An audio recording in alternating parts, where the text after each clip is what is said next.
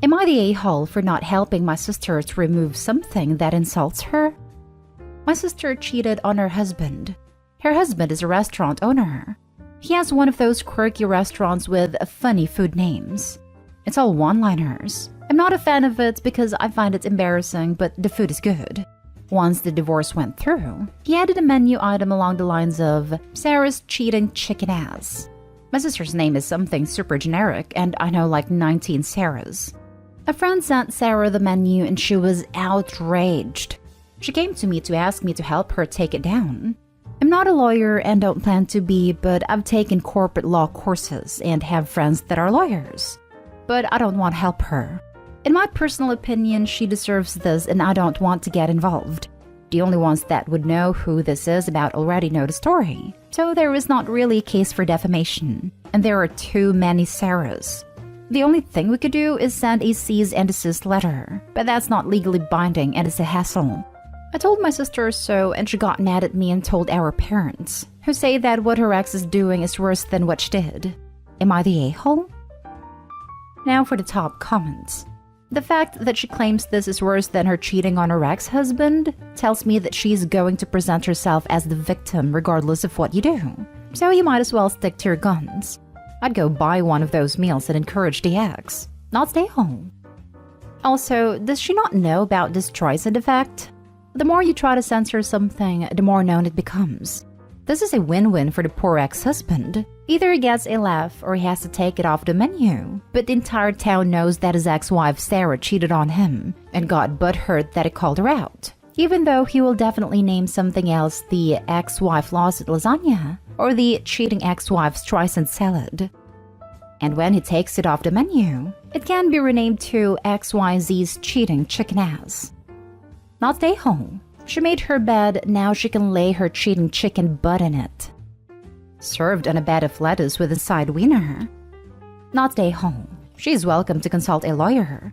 You would be the a-hole if you started picking up the dish as takeout and serving it to her, but a funny a-hole. Lol, but no. I'm vegetarian and it's a fried chicken dish. Not stay home. Although even if I ate chicken, I'd never order chicken butt. And cheating chicken butt herself should remember that she will only become infamous should she attempt to publicize this. Absolutely. I would lay good odds that at least half the people reading the menu will think it's a reference to cheating on your diet, and another quarter or so of them will wonder if it's a reference to a song. Vanishingly few customers will think, oh yeah, the owner's ex-wife cheated on him, and he's immortalized her in a chicken dish. Unless, of course, she tries to sue him and the story goes viral. Next story is titled, Am I the a-hole for bringing my entire family to the restaurant where my girlfriend was working as a server in order to meet her? I, 24 male, have been dating my girlfriend, 26 female, for several months. She works as a server at a local popular restaurant. My family has been for a few weeks now asking to meet her. I have 2 older sisters, 31 and 27, as well as 3 nieces and mother and father who are both in their late 50s. My girlfriend doesn't have a good relationship with her parents and has expressed envy over me having a good relationship with mine. I've asked her a few times to come with me to meet my family, but she's always had an excuse why she couldn't. So anyway, last weekend I brought my whole family, my parents as well as my sisters and their husbands and their kids, to a restaurant. I requested a table in her section. When she saw us, I could tell that she was taken aback. But she did her job well, and even took the time to talk to us and get to know my parents, sisters, brothers-in-law, and nieces as well as she could, while still doing her job and taking care of her other customers.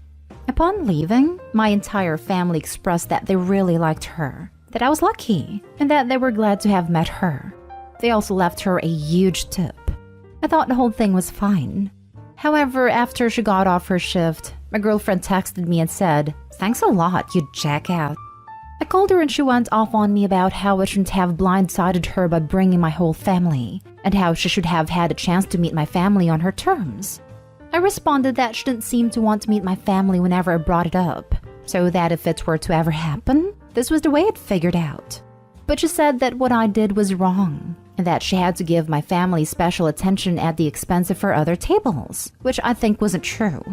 Maybe I shouldn't have sprung my whole family on her in the way I did, But it went well, and I am kind of annoyed that she can't see that. You're the a-hole. The update will be that she dumped you and that you're surprised. She's right. You've blindsided her with something that she's having difficulty coping with. Instead of easing her into another possible meeting scenario, offering only meeting one of your sisters at a time, for example, and respecting whatever decision she made, you show up with your whole family at her place of work. So not only you are ignoring her opinions, but you're also putting her on a tough time at work. Please update us that she broke up with you. Not only at work, but in a situation in which she literally has to serve them. You're the a-hole.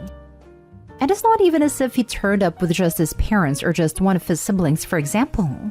He blindsided her with his parents, his siblings, their spouses, and their kids. The whole bloody shebang. You're the a-hole, OP. Big time. He's already the a-hole for just showing up with so many people and requesting a specific server section without a reservation. Adding into context that it was his girlfriend's section, and that he was bombarding her with his family she was meeting for the first time, really just catapults this even further into you're the a-hole territory. Beyond a-hole. Oh, you're the a-hole for sure. How uncomfortable for her. Regardless that your family liked her and left a huge tip. Yuck. I'd be so pissed at you if it was me. The fact that you don't see an issue is a huge issue. You should be very apologetic to her. Next story. Am I the a-hole for moving my 3 best friends into my new house when I have a boyfriend? For 6 years, I rented a shared house with my friends Jessica, Megan, and Becky.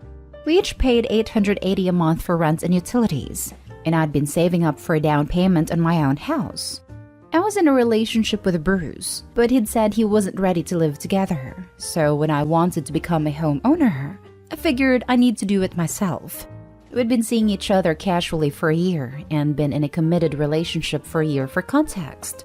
I found a house that needed a bit of work, but I'm handy, and the mortgage came to $680 a month, plus $350 a month for taxes and insurance. The utilities come out to about $300 a month if I was to heat and use the whole house.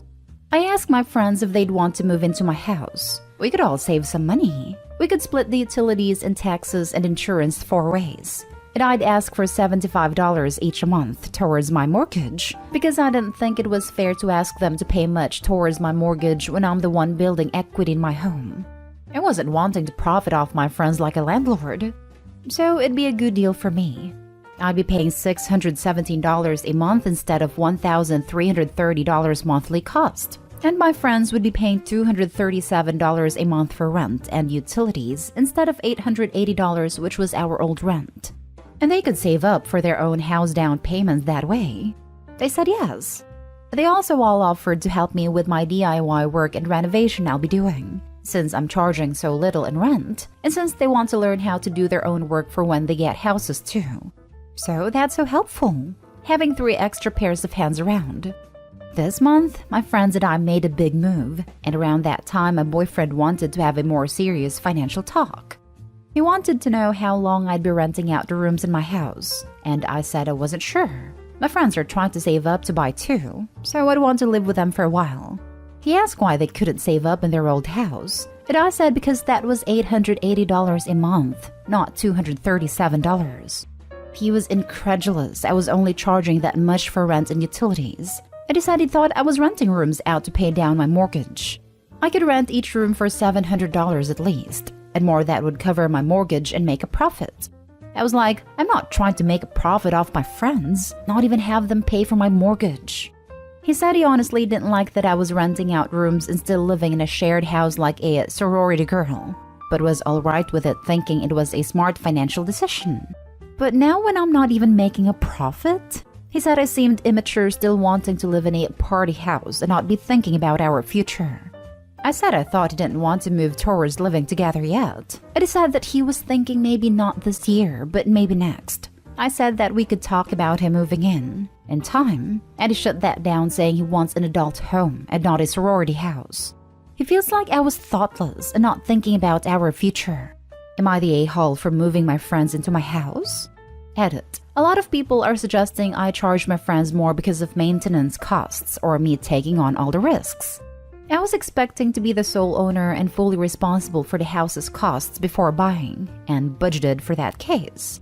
Having friends stay with me and have my monthly costs is a bonus, but I'm not treating it like a landlord situation. I intended to buy myself a house and be fully responsible for my own house. Having friends stay with me, keep me company, and help me out with the DIY and the bills is an added bonus. So basically, I don't see it as a business where I'm trying to profit or make my friends responsible for my responsibilities as an owner. I just see it as me as a homeowner, and I happen to have some friends lodging. Not stay home. Allow me to translate. Why are you letting them live with you and charging them only $75 a month when you could be letting me live with you and charge only $74 a month? I'd recommend rethinking the relationship. Haha, the funny thing is, if he wanted to move in together without my friends there, he wouldn't be paying what one of them are. He'd be paying closer to what three of them are. Because I know he doesn't want to live in a house full of girls. His opinion on this is honestly irrelevant. He openly said he doesn't want to move in. It has no intentions of moving in for a stated amount of time. You and your friends are in a win-win situation, and that's the bottom line. You're not a-hole. If he keeps pushing or such, remember 3 good friends are more healthy than 1 questionable partner. Not a-hole at all. I do think your friends could pay you a bit more though, but I know you said you don't want that. I think maybe you should have an ex-boyfriend though. The other aspect is that the house could use some work. Repainting, upgrades, etc. And my friends all offered to help with the DIY work to contribute since I'm not asking a lot financially. They want to learn some DIY skills and how to use tools for when they get their own homes. And I'm getting free help with home renovations, which wouldn't come cheap if I had to hire guys. So I feel like it's something that we're all happy with and all benefiting from. The fact that he keeps referring to it as a sorority house tells me it thinks of you as a child trying to form a club with your friends, as opposed to an adult buying and fixing up a house with your friends living there in a mutually beneficial arrangement. He also seems to think the only way you can be an adult about it is by involving him in the house instead, but you know, only when he feels like it. Pretty big red flag here. Yeah. I felt like it made at least some sense as a joke because my roommates are some of my sorority sisters from college, and we host parties for some of our other old friends from Greek life too. So it honestly does feel like a grown-up version of our sorority house at times. The 4 of us have lived together since college, first in a sorority house, then our first rental house, now my current house. We've actually joked that we are the Alpha Omega Epsilon granny house. But it's so condescending he calls it a sorority house in a non-joking way. Like it's a joke between my friends and I. But he was acting like we were actually acting like kids. I feel like he sees me as immature for still living with the same group of girls that I was in college. Like I'm still living the college girl lifestyle. And yeah, we like throwing parties and having girls' nights sometimes. But we all work full-time jobs, are being financially responsible, and definitely have grown up a lot since we met at 18. Last story. Am I the a-hole for letting my daughter disrespect my girlfriend and refusing to punish her after she called my girlfriend some names? Plus little update. I, 34 male, have a daughter, Haley, 18 female, with my ex, 34 female. Yes, I got the ages correct. For background, neither of our families were happy when they found out we were expecting, but her family got over it after Haley was born, but mine cut me out. The only one who stayed in touch with me was my sister. My daughter doesn't know why I'm not in touch with my family because I don't want her to feel responsible. So my ex and I have always told her that I cut them out because I didn't like them. I have Haley with me every other week, and ex and I split costs of everything regarding her. We are on speaking terms but don't hang out often, only on Haley's birthday and Thanksgiving every year. I haven't been seeing my girlfriend, 36 female, for over a year now. She's not a kids person, doesn't want them, but is on good terms with Haley. My daughter will be leaving for college in another month, so she wanted to go shopping for new clothes and things she will need to set up for her new apartment. She wanted both me and her mother to go with her, and girlfriend wasn't invited. I was happy to, but my girlfriend wasn't. She didn't speak to me, but directly went to Haley and said that Haley was being disrespectful to girlfriend by making me spend a day with my ex. Haley then told my girlfriend that it would be the last time I would have to spend time with my ex, until the next milestone like her wedding or having children, etc. But it only upset girlfriend even further. When Haley told me about this, I was upset and told my girlfriend that if at any point she has a problem with what I do, she is to speak to me and not my kid. 3 days ago, when my daughter, girlfriend, and I were at my place, the topic of college came up. Haley asked me if I would ever consider going to college myself. I said no, and when she asked why, I told her that I felt a little old for it now, and I have a well-paying job, so it isn't necessary. When she asked if I would consider that if we're still 18, my girlfriend literally said, "Of course you would. You do realize that you being born is the reason his family cut him in the first place, right?" Haley got upset/angry and yelled at my girlfriend about how she could just not be happy that Haley has a stable life, and then called her some names. I was in too much shock to say anything, so I just asked my girlfriend to leave. I tried speaking to girlfriend the next day, but she said she wouldn't speak to me unless I punished my daughter to make her apologize to my girlfriend. I said no, I wouldn't make my daughter apologize. She hung up on me, and I have been getting texts from girlfriend's brothers calling me an a-hole for letting my daughter treat their sister like that. Haley has been avoiding me and her mom ever since. She leaves early, comes home late, and is eating out, and I can't help but blame my girlfriend for that. I know name-calling is bad, but I feel like girlfriend brought that on herself. Am I the a-hole here? Now for the top comments before reading the little update. Everyone sucks here except Haley and her mother.